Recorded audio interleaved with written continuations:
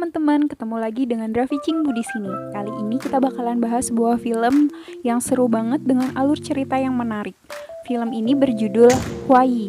Langsung aja kita kupas filmnya bersama. Film ini diawali dengan cuplikan adegan seorang laki-laki yang menyandera seorang penjual pisau karena diberikan uang palsu sebagai tebusan. Dia pun membunuh polisi yang bersiap menembaknya saat ingin keluar dari kereta. Saat di luar kereta, ternyata ada polisi lain yang bersiap dan mencoba menyelamatkan tukang pisau itu. Namun, tiba-tiba tukang pisau itu malah menusuknya. Bingung? Sama. Kita lanjut dulu. Sementara itu, di sebuah mobil yang membawa pot tanaman besar melaju ke sebuah rumah. Di dalam rumah itu tampak seorang wanita di dapur, lalu beberapa laki-laki tampak berdiskusi tentang memutuskan hidup dan mati. Dan diputuskan bahwa mereka akan membiarkannya hidup. Apa dan siapa yang mereka bicarakan? Ternyata di dalam pot itu ada seorang anak.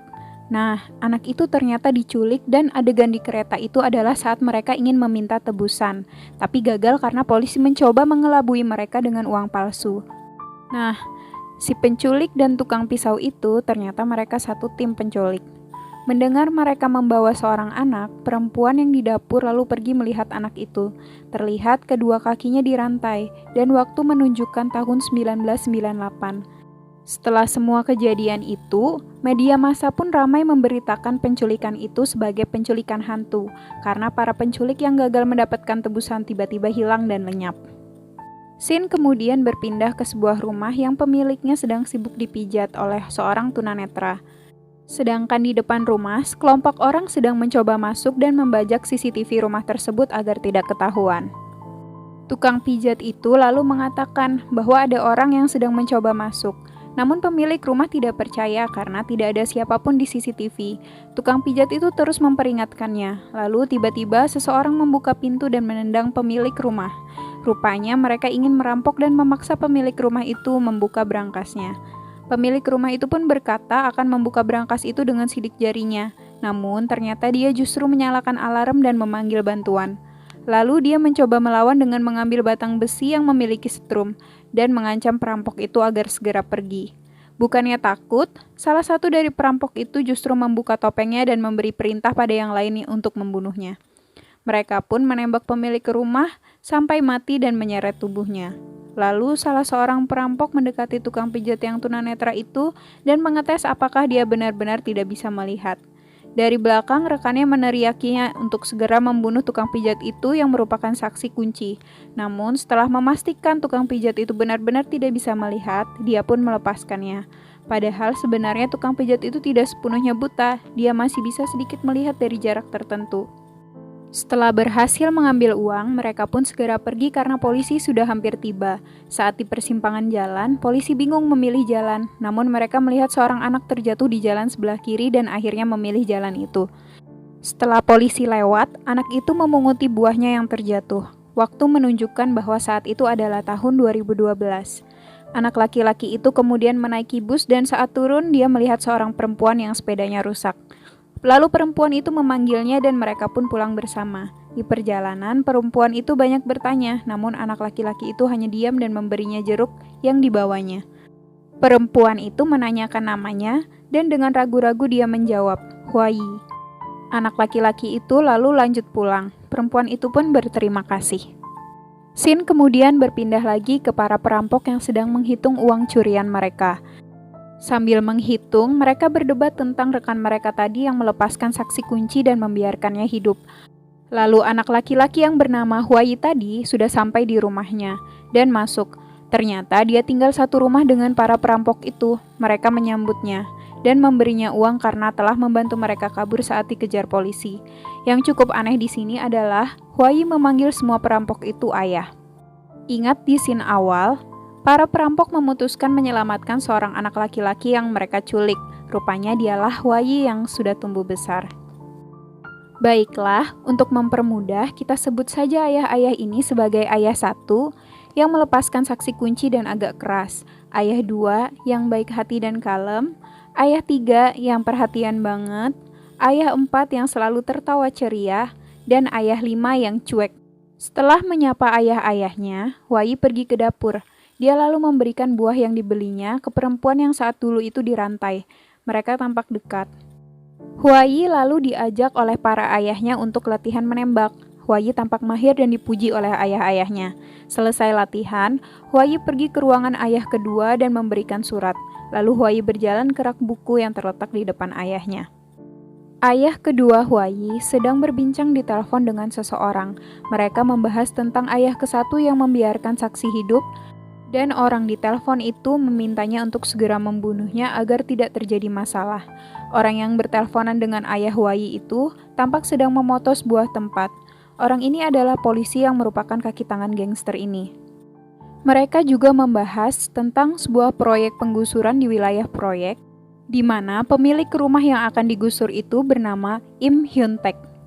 Mendengar nama itu, ayah Huayi ini terlihat ragu-ragu menerima tawaran tersebut. Lalu tiba-tiba ayah Huayi meminta untuk menutup teleponnya. Setelah selesai menelpon, ayah Huayi lalu menunjukkan sebuah surat kepada Huayi yang ternyata adalah surat penerimaan Huayi sebagai siswa di sekolah seni di Singapura. Ayah Huayi juga memberikan paspor dan mengatakan bahwa dia akan membantu mengurus dan membiayai kehidupan dasar Huayi, namun sisanya harus diurus sendiri oleh Huayi. Lalu tiba-tiba ayah ke-1 Huayi datang dan Huayi pun pergi.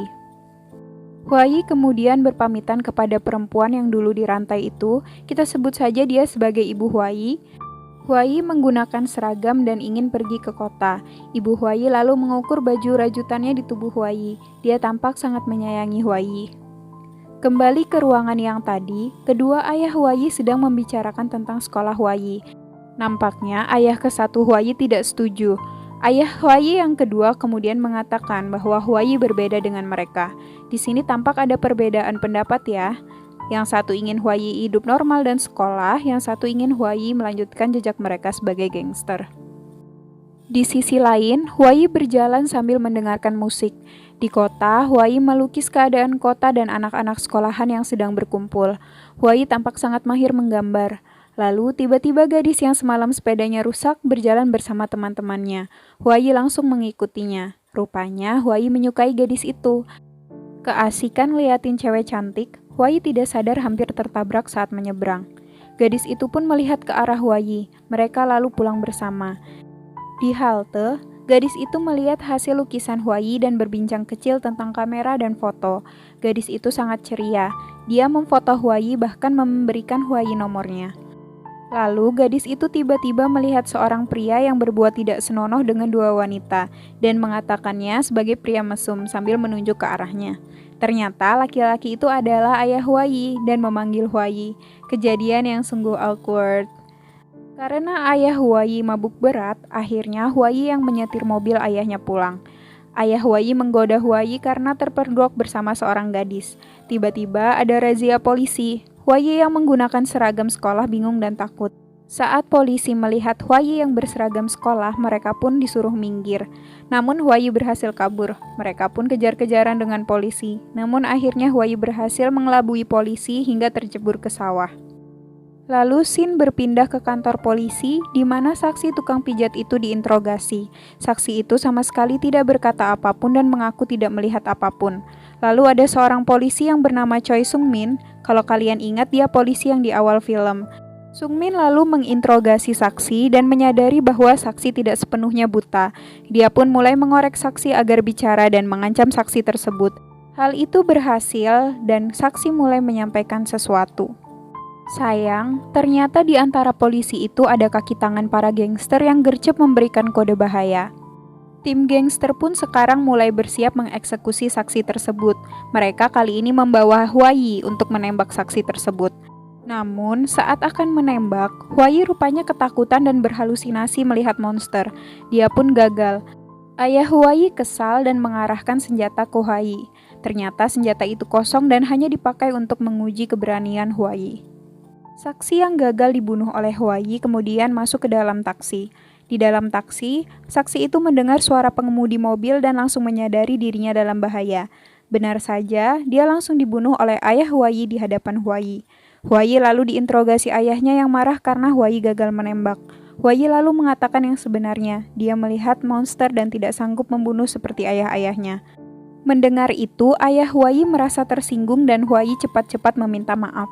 Ayahnya pun memaafkan Huayi dan berjanji akan menghilangkan monster itu yang membuat Huayi takut. Huayi pun teringat bahwa dahulu saat kecil Huayi juga pernah dihukum dikurung dan monster itu menangkapnya. Jadi, monster itu sebenarnya adalah bentuk halusinasi Huayi. Monster itu sering muncul terutama saat Huayi merasa takut. Sementara itu, ayah Huayi yang lain tampak mengubur jenazah saksi untuk menghilangkan jejak. Di sini, mereka juga berbincang tentang proyek yang sebelumnya ditawarkan terkait penggusuran rumah tersebut. Kemudian para ayah Huayi berkumpul untuk merencanakan aksi esok hari Minggu. Pemilik rumah yang mereka incar tersebut akan ke gereja Minggu besok sehingga mereka bisa leluasa. Mereka juga mengatur strategi agar berhasil. Di sisi lain, Huayi tampak mengamati gadis yang disukainya dari jauh. Gadis itu menelpon Huayi, namun Huayi tidak mengangkatnya. Gadis itu pun pergi. Huayi yang bersembunyi di balik pohon tiba-tiba melihat seekor kumbang. Entah apa yang dipikirkannya, Huayi lalu membunuh kumbang tersebut. Scene lalu berpindah ke suami istri yang mengobrol berdua di meja makan. Mereka tampak membicarakan sesuatu yang serius, namun belum jelas apa yang mereka bicarakan. Sebagai informasi, laki-laki itu adalah Im Hyung Taek yang sebelumnya dibicarakan oleh ayah Huayi dengan seseorang lainnya di telepon.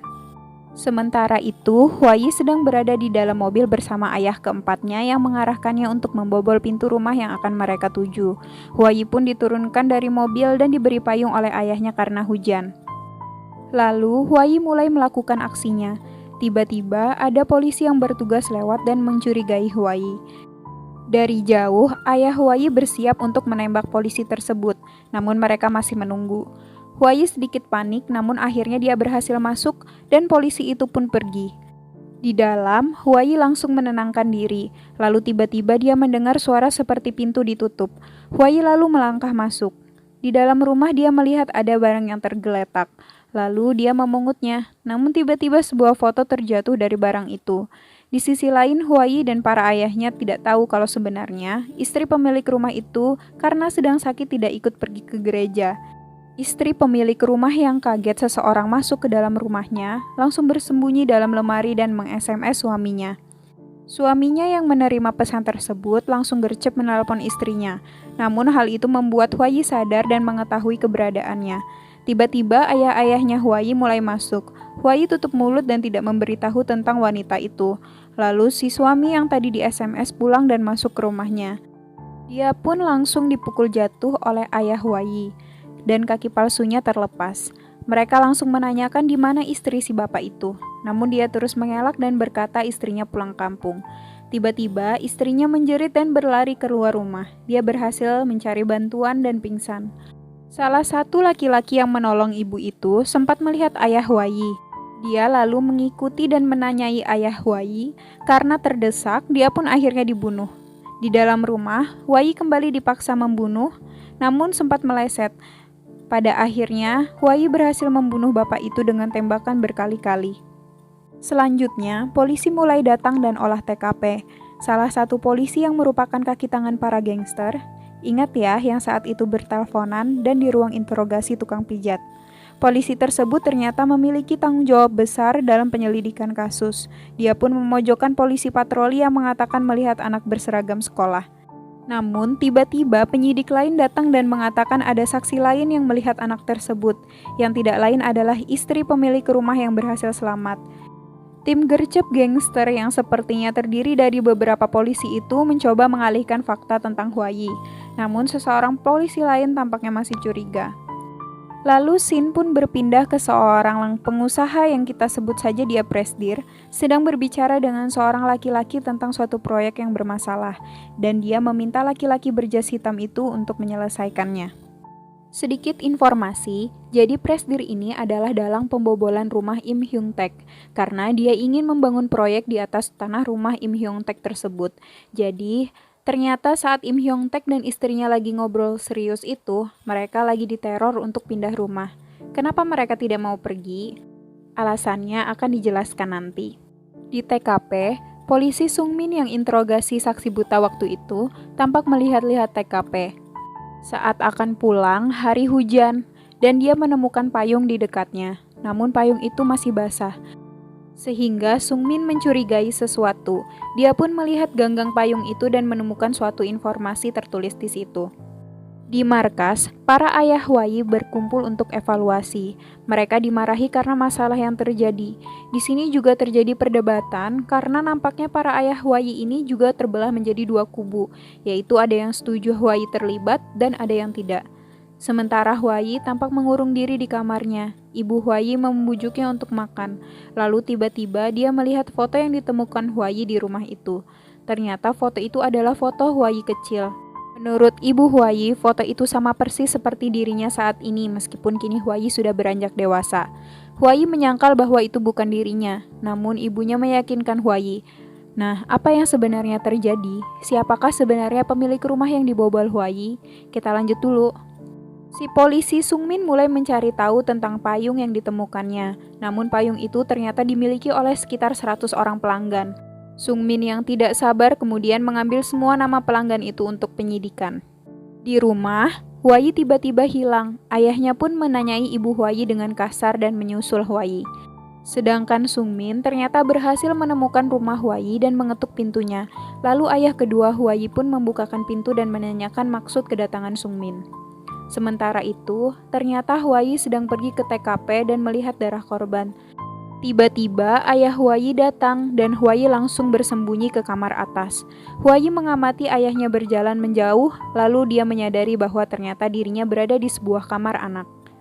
Huai lalu menemukan selebaran kehilangan anak dengan gambar Huai kecil. Ternyata dugaan kita benar, pemilik rumah itu adalah orang tua asli Huai. Di situ Huai tampak syok mendapati koran yang memberitakan orang tua asli Huai, dan ada juga sketsa penculik yang merupakan gambar ayahnya. Huai pun melihat sebuah gambar proyek dan mulai mengingat beberapa kejadian, dan Huai pun merenung di tempat itu beberapa lama. Lalu tiba-tiba Huai mendengar suara benda jatuh. Dia keluar kamar dan melihat apa yang terjadi. Ternyata ibu kandungnya mencoba gantung diri. Huai pun langsung menangkap ibu kandungnya itu dan menyelamatkannya. Polisi pun datang ke tempat kejadian. Di situ pun tentunya ada polisi kaki tangan itu. Dia pun mengabari ayah Huai. Polisi itu meminta ayah Huai melakukan sesuatu pada Huai. Namun tentu saja ayah Huai membela Huai. Bagaimanapun dia sangat menyayanginya. Di rumah, ayah pertama Huai dan ayah kedua Huai saling berteleponan.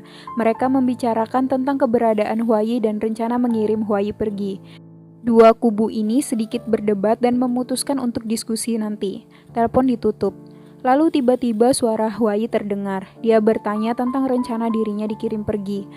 Huai lalu menceritakan bahwa dirinya kembali ke rumah itu dan tentang apa yang ditemukannya. Huai lalu memaksa ayahnya menjawab siapa anak di foto tersebut, yang tentunya mereka sama-sama tahu itu adalah Huai. Huai bahkan juga menodongkan senjata ke ayahnya itu. Huai rupanya sudah mengetahui semua tentang keluarga aslinya, dan bahwa ternyata orang tua kandungnya tidak pernah pergi dari rumah itu karena menunggunya pulang. Jadi begitu ya jawabannya teman-teman, kenapa ayah Huai tidak mau pergi dan meninggalkan rumah tersebut, karena dia masih menunggu Huai anaknya yang diculik itu untuk pulang. Huai terus menodongkan senjata itu kepada ayahnya. Huai ingin menanyakan alasan mengapa dirinya diculik. Ayahnya terus menenangkan Huai, namun Huai yang telah dibakar emosi akhirnya menembak ayahnya tersebut. Kematian ayah kedua Huai ini pun langsung diketahui oleh ayah Huai lainnya. Sementara itu, polisi kaki tangan gangster tampak berdebat dengan laki-laki yang sebelumnya berbicara dengan Presdir. Dia meminta polisi itu untuk membunuh ibu kandung Huai di rumah sakit. Namun karena hal itu sangat beresiko, polisi itu menolak. Namun, dia diancam oleh laki-laki berjas hitam tersebut, dan akhirnya dia pun setuju. Polisi itu kemudian menyuruh kaki tangannya untuk melakukan aksinya. Dia menyamar menjadi pasien. Tanpa disadarinya, ternyata dia satu lift dengan Huai. Dari ruang rawat, dia menyiapkan suntikan untuk membunuh ibu Huai. Namun saat akan menyuntik, Huai datang. Mereka bertarung dan Huai sempat tertusuk. Namun akhirnya Huai berhasil membunuhnya dan melempar jasadnya dari jendela. Polisi itu yang menunggu di bawah terkejut dan langsung mengecek CCTV. Dia pun mengetahui bahwa Huai lah yang melakukannya. Di tempat lain, Sungmin tampak menemukan sesuatu setelah melihat brosur kehilangan Huai kecil.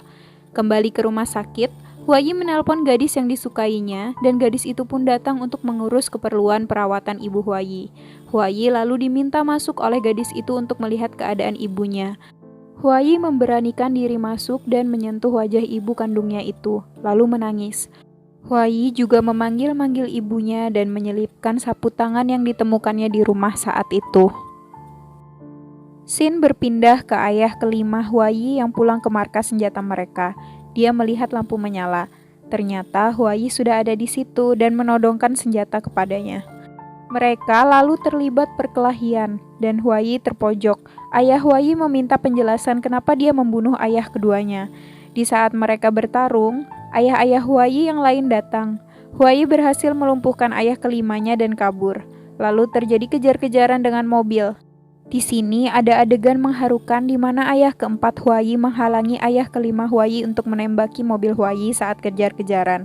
Dia ingin melindungi Huayi. Singkat cerita, Huayi berhasil kabur dan menahan mobil ayahnya. Di sini, para ayah Huayi sadar bahwa Huayi benar-benar ingin membunuh mereka. Di tempat lain, Sungmin sedang mencari informasi tentang penculikan Huayi bertahun-tahun lalu. Sementara itu, Huayi yang berhasil kabur dari para ayahnya pergi ke proyek di mana dia diculik saat dahulu. Huayi lalu menelpon ayahnya dan meminta ayahnya datang. Di tempat itu, Huayi melihat monster yang selama ini menakutinya. Namun, Huayi tampak tidak takut lagi. Dan perlahan monster itu mundur dan hancur.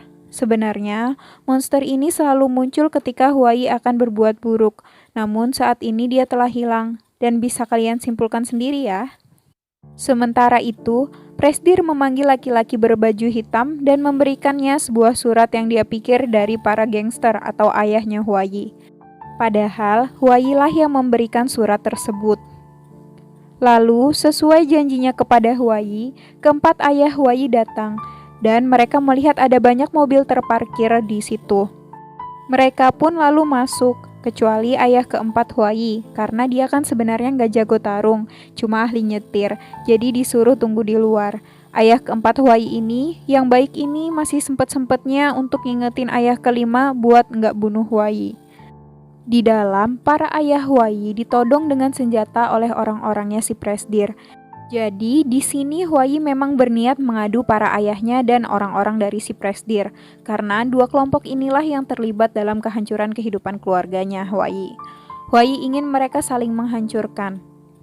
Di rumah sakit, keberadaan ibu Huayi diketahui oleh si polisi kaki tangan itu. Kembali lagi ke gudang, si tim Presdir lagi debat tentang siapa yang sebenarnya memanggil mereka. Mereka meminta para ayah Huayi untuk memanggil orang tersebut.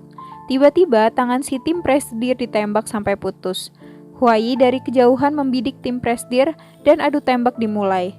Ayah keempat yang berada di luar melihat Huayi dari kejauhan dan mencoba mendatanginya. Sementara itu, di dalam para ayah Huayi bertempur habis-habisan dengan tim Presdir dan satu persatu saling bunuh. Mereka pun jatuh berguguran. Pada akhirnya mereka memang berhasil membunuh semua tim Presdir. Namun para ayah Huayi juga mati. Tapi ternyata ayah ke-1 Huayi masih bisa bertahan hidup dan menerima telepon yang ditujukan ke tim Presdir bahwa mereka menemukan keberadaan ibu kandung Huayi. Dia pun keluar dari gudang. Huayi yang kaget ingin menembak, namun dihalangi oleh ayah keempat. Dia mencoba menenangkan Huayi dan mengerahkan semua kasih sayangnya. Namun Huayi yang sudah dibakar emosi tidak sengaja mendorong ayahnya itu. Huayi berusaha menahan ayahnya, namun pegangannya tidak cukup kuat. Ayah Huayi terus meminta maaf pada Huayi, dan akhirnya ayah Huayi pun melepaskan pegangannya dan terjatuh. Ayah ke-1 Huayi yang melihat itu dari bawah lalu segera pergi. Sebelum pergi, dia menembak semua ban mobil yang ada, agar Huayi tidak bisa menyusulnya. Lalu, Huayi yang masih berada di atas tiba-tiba dapat telepon dari gadis itu, yang tampak dalam bahaya. Huayi pun langsung menyusul ayahnya dengan membajak sebuah mobil yang lewat. Di rumah, polisi Sungmin datang menemui ibu angkat Huayi dan menginterogasinya. Dari hasil interogasi ini terungkap fakta bahwa ternyata ibu angkat Huayi ini, ayah ke-1 Huayi, dan salah satu ayah lainnya, berasal dari satu panti asuhan dan mengenal Presdir karena direktur panti asuhannya adalah CEO Jin atau yang kita sebut dengan Presdir. Nah, sedangkan Im Hyun Taek yang merupakan ayah kandung Hwayi sebenarnya sepertinya bukan anak dari panti asuhan tersebut, namun dia memang sering main dan mampir ke panti asuhan itu. Di tempat lain, ayah kesatu Hwayi mendatangi polisi kaki tangannya yang berhasil menculik gadis itu. Lalu ayah Hwayi membunuhnya. Gadis itu terlihat sangat syok. Di perjalanan Hwayi menuju ke rumah sakit, Hwayi merasa kesakitan karena perutnya yang sebelumnya tertusuk berdarah dan dia pun mengalami kecelakaan. Sedangkan di rumah sakit, ibu Hwayi terbangun dan melihat ayah ke-1 Hwayi ada di situ.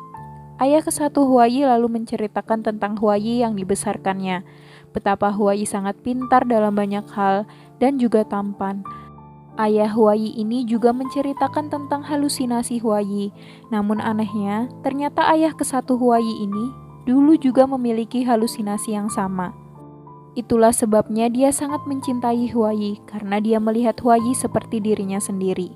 Lalu ayah ke-1 Hwayi ini pun flashback ke masa mudanya saat dia berada di panti asuhan. Dia menceritakan bahwa halusinasinya saat itu sangat parah.